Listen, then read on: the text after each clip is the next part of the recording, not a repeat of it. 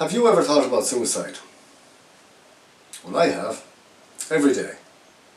Last thing at night, first thing in the morning. But I'm fortunate. I don't think about into my own life.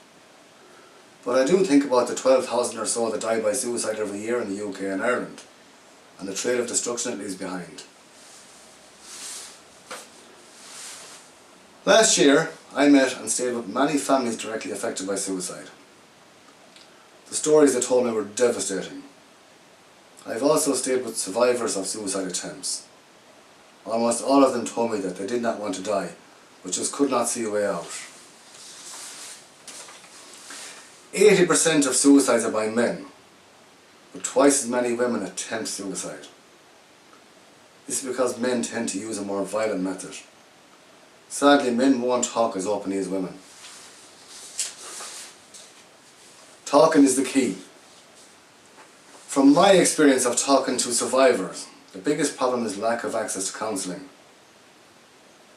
So many have told me of their suicide attempts and ending up in A&E departments, to be given a prescription for antidepressants and sent home and put on a waiting list to see a counsellor for up to 8 months.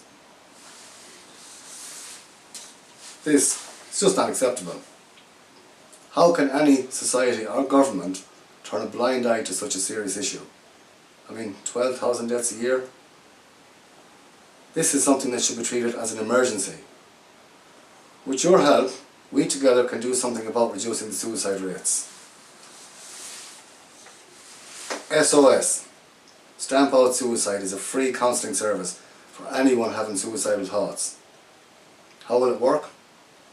Anyone who feels the need can text SOS to the SOS phone number, and they will get a call back from a fully qualified counsellor who will start counselling with them and will continue counselling for as long as needed.